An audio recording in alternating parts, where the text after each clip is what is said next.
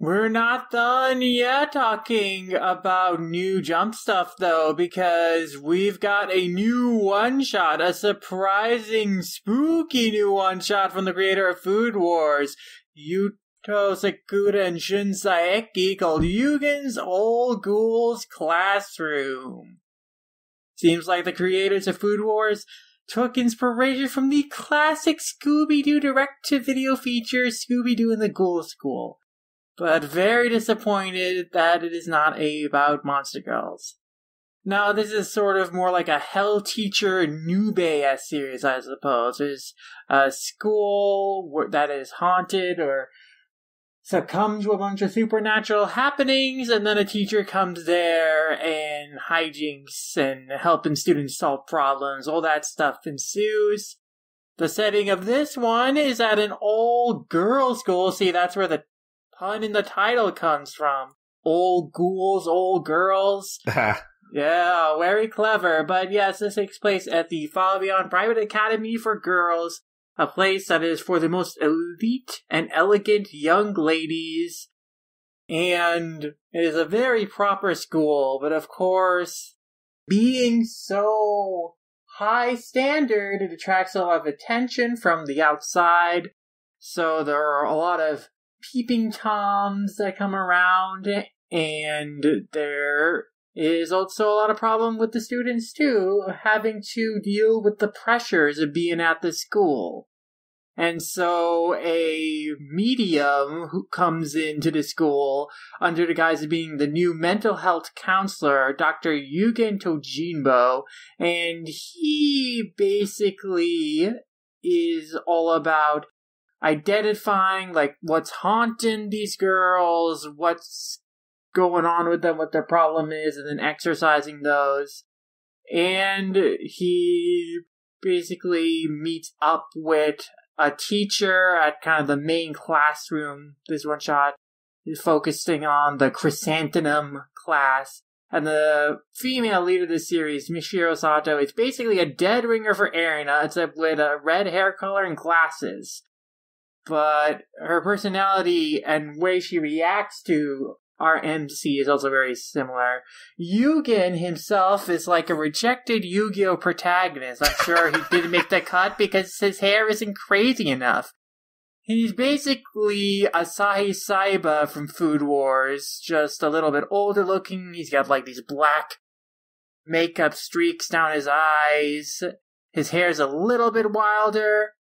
But he's also just kind of aloof. And his whole gimmick is that he's basically looking for a wife. He wants to find a woman who shines the most brightly with the purest of light. And it doesn't matter, like, how they look on the outside. Like, we're introduced from the very first page. He sees a picture of some guy's wife who's turned into a ghoul. And he's like, wow, she's beautiful. Because he sees what's on the inside. And so, young or old, appearances don't matter. He's just looking for someone with a beautiful soul, and that's what attracts him to come to the school, because he knows that the Fabian Academy has, like, the best ladies around, and he's looking for his potential future wife and stuff. And that seems to be kind of the direction that the story would take if it became a full series. Is that at the end of the one-shot, the entire class essentially turns out to be missing. It seems they've all become haunted. And so if this were to be extended in the series, it would just be about Yugen going around, finding each student and solving their problems. And it might end up being kind of a harem series in that way, because like the first student he helps in this one-shot does seemingly develop a crush on him too. But that's kind of the premise in a nutshell. It's basically another exorcism type series, but it's kind of rooted in characters manifesting these problems because of, stress and trauma in their daily lives. So it's touching into some relatable aspects in that way. Oh, yeah. For younger readers or anyone who's just had to deal with like the pressures of a really stressful life or growing pains and stuff. Now, it's got that good hook to it. It's got some interesting action beats to it, like nothing too crazy memorable. I like when Yugen like crashes through the window. That was really entertaining. Just that dramatic stuff. There's a good horror stuff in it, like the moment where Michiru discovers the note that the student Sayori that has been haunted has left in her locker, and she sees like letters appearing kind of out of nowhere on the paper, going like, I'm sick of this, why is it always me, I want to quit, I want to quit, I want to quit. And so there's that really good horror direction, is that the note like changes with like these bold, crazy message of like her frustration, and then she has a phone call from the family, and then she looks behind her just right moment, it's like this crazy monstrous in the hallway saying you saw, and like about to attack her. So there's some good horror beats and good action beats, and I think it could have potential as a series. We know that in the author's comment, like Shinseki said, hey, we are prepping to do a new series in Jump. So it seems, a year after Food Wars, are already working on the next work. This could be the next work, and it could go into full series.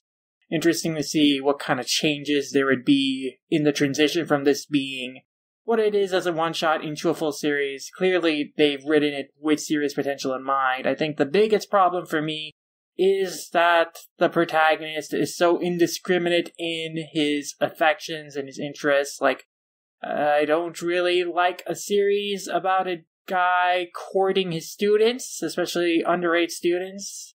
Well, how about we maybe age up the students, make this a college, or age down this dude and he could be like just barely older than the students. But right now, it's just a creepy angle that I do not care for. I do find it interesting, I guess, the way that they'll do the fan service moments in the same vein of Foodgasm in the series is like when every girl is like purified of their haunting, like there'll be kind of like a moment where they're exposed, vulnerable. I suppose in this one shot it wasn't like too gratuitous, which I appreciated, but it was kind of strange to me, like, oh, clearly because that's what these guys are known for, like these kind of fan service moments, these kind of moments where characters kind of become naked in a moment of ecstasy or freedom. Like that's kind of what they are trying to go with here. That's their angle with this series, is that when they're purified, when like their light inside shines, like that's how they will use a fan service moment there. So I get that's kind of interesting angle. I mean, I don't really care for the fan service moments in this context, just because like in Food Wars, like it was played off like more comedically, so it was a little more palatable. Like this, like there's like a thematic thing that's interesting there, but in general, I don't really care for fan service stuff, so it's still not my favorite thing, but I think it is an interesting angle to go with. Overall, I am interested in seeing how this could be expanded to a full series. I'm interested in seeing like them continue on to doing the next work, and I enjoyed a lot of the gags and character bits. I think that the dynamic between Michiru and Yugen would be really interesting. I think that there is really great comedy in the character of Michiru. I love her gag of like pressing the security button every time like she noticed a peeping Tom on campus. That was a sequence of really great gags. And in terms of a touching moment, I really like the conversation between Michiru and Yugen when she has overheard like faculty members expressing their frustration about Sayori's situation and complaining about why they have to deal with this. And then she's like talking to Yugen about, oh man, I was so proud to be a teacher at this school, but it's not really what I thought it was. Like, the students are really pressured, the teachers don't even notice it. Like, she's really disappointed in the school, but Yugen encourages her because he knows that, she still likes this place. This still is a place where she wants to belong, and she doesn't have to force herself to say bad things about it. Like, she can do what's best for her students. And, like, the students who are here, they're also here because they want to be here, and so they can work together to make it a better place for them. Which I thought it was a really sweet sentiment. So there's, like, good character stuff here. There's, like, a good foundation. So, yeah. Interesting stuff. Yeah, you kind of said a lot of what I wanted to say, honestly. I thought it was pretty alright. I'm really glad you brought up Hell Teacher Nube because that was like instantly the first thing I thought of after reading this. And honestly, yeah, I don't know. Like, I guess as far as like turning this into a series, I could see how they would turn this into a series after seeing the hook at the end of each individual student and solving their problems. I could see how you'd make a series out of that. I kind of wonder, I mean, I don't know. Hell Teacher Nube ran for pretty long, but like, I'm just not sure how much you could really milk that premise. Or I guess the Well, premise there's at is least in 30 particular. students in the classroom, and that's just one classroom to start with. Who knows, they could expand even further beyond to other classrooms in the school, or just do another angle once all 30 students have been introduced and are in the classroom. Like, there could still be problems to explore. So I think, they can go in sort of directions. I guess Yugen could still, like, maybe exercise other demons that, like, don't necessarily have anything to do with their students, just like other yokai, maybe, possibly, or something. Yeah. Just whatever's stuff like that. around in the setting. Like, there could be other things at work in this world. Yeah. And at this school, too. I'm very mixed because I think I liked it just fine. Like, I'm kind of caught in this space where it's weird because I don't feel this is, like, obviously not very wholly original, but at the same time, I do agree that, like, the action beats and some of the horror beats also hit pretty well. Like, I really did like that moment with Mishiro finding the note in the locker and the demon popping up out of nowhere. That entire page spread of the demon really made my stomach kind of sink a little bit. Yeah, it's like creepy design with all its arms and the weird muscles and its like bulbous kind of torso that is housing like say area inside. And all the legs like kind of crossed together like that on that design too is also very disturbing. Like, just reading this one shot, I'm pretty confident at the very least that Shun Saeki could draw a very well drawn horror series at the very least. Mm-hmm. Yeah, like I said, I didn't think it was, like, super original, but at the same time, I wouldn't mind seeing more of this. If this were to turn into a series, I would at least, like, give it a chance. Yeah, I think it's interesting enough to become a full series with some tweaks. Again, hopefully to, like, the character, being so interested in his students. That's not really something I'm totally a fan of. So again, like, affect kind of the age gap there, at very least, like age up the students to be college age or age him down to be just barely out of high school or something. And then it would be a little bit better. Yeah, it feels a little too GTO for me in that sense. Yeah, that was also a very uncomfortable aspect of GTO, even though Onizuka never ended up creeping on his students, because they were just too young. But, I mean, that was his plan if he got to teach at a high school. Thank God he only ended up teaching in a middle school. I mean, I don't like that possibility exists at all, even if nothing happens. That's still, like, Yeah. I just don't think it's very funny at all. Well, yeah, I mean, beyond being creepy, it also is not very humorous, but I do think that it feels obvious that the couple, if there is a couple by the end of the series, would be between, Mishiro and Yugen. Oh, yeah, for sure. I mean, I feel like just generally that's how this kind of series would develop. And it is interesting that, throughout this one shot, he never hits on Mishiro. Like, he comments on her soul that, like, it is ugly right now, which is interesting. But he, like, never makes a pass at her, which is curious, definitely.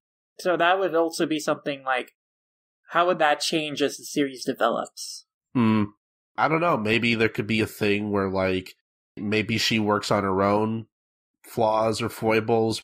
Yeah, I mean, she has to become more confident in herself and, like, really shine. Like, right now she has all these doubts and insecurities about, like, how good a teacher she is. And so that's kind of what's clouding her soul.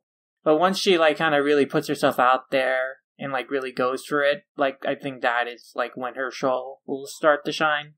But, like, there's a setup there in this one-shot that is also pretty well established if you were to expand on it further in a series.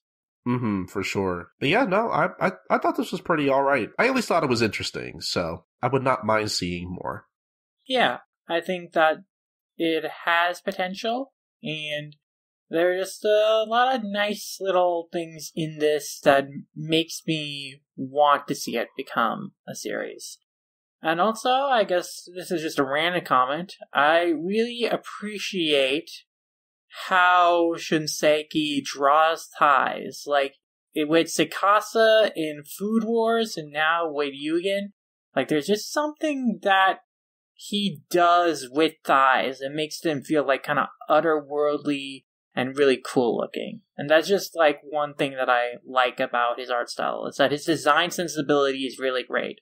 Like, even if Mishiro is basically a copy-paste of Arena with different hair and glasses, like, I think that the character designs sensibilities, the artistic sensibilities are really, really dynamic, expressive, and creative. So that's something I really like about, the art consistently. And just to see what kind of crazier designs that he'd come up with, crazier monster designs especially, what they could do with the action, how they could push the action. I'd also be interested in reading the series for that as well. Yeah, I mean, I'm trying to think. I mean, do we really have any, like, horror stuff in Jump right now? Maybe besides, like, Jujutsu Kaisen, possibly? Would that be considered, like, a horror? I mean, Jujutsu Kaisen has some pretty horrific moments, so I would count that. In terms of, like, monster designs, I think that some of the stuff we're seeing in this one shot, you can definitely, find some also equally horrific and even more horrific stuff in Jujutsu Kaisen. I see. I was gonna say I think maybe it might be about time for a horror thing in Jump, but again, Jujutsu Kaisen exists, so yeah. I mean, this would be more of a horror comedy, I imagine, or I don't know how serious this would go just yet. But it seems like, I guess it'd just be another action horror kind of thing. I mean, again, it's like we said, it would basically be a modern day Hell Teacher Nube, which I think could be kind of neat. Considering I know about Hell Teacher Nube, and I'm, like, familiar with it, but I haven't actually read it myself, so I don't know how well it would stack up against that. That series was more comedic from everything I've seen of it. I've read and watched a little bit of it. That series is more of a comedy. I think this might have more of a dramatic direction as it progresses, especially considering kind of the thematic undertones of it in terms of dealing with young characters, like traumas and insecurities, and how those manifest as, like, them being possessed by ghouls and whatnot. But yeah, I mean, again, we will see if and when this gets expanded into a series. But okay, yeah, if you've been listening to this episode of the podcast and for some reason you haven't read any of these yet, you can read the first chapters of all of these for free on shonenjump.com or on the Shonen Jump app. The first 3 chapters of pretty much every series they have on there are free for people to read, and then basically everything else after that up until, well, I guess I should say the first 3 and the last 3 of any ongoing series are free for people to read. And everything in between that, you'll have to have a subscription if you want to read the backlogs of anything, which I can't say it enough is an insanely good deal. You should do it if you don't already have Shonen Jump. Definitely. It's an incredible deal. There are, like, tons of series you can read the entirety of for just $2. So, definitely invest in that if you need something to read, as we're kind of have a lot of time on our hands. I was going to say, go out and do much. Yeah, especially if you're at home and you don't have much to do. Like, the Shonen Jump app has plenty of manga for you to read if you're interested. So there's that.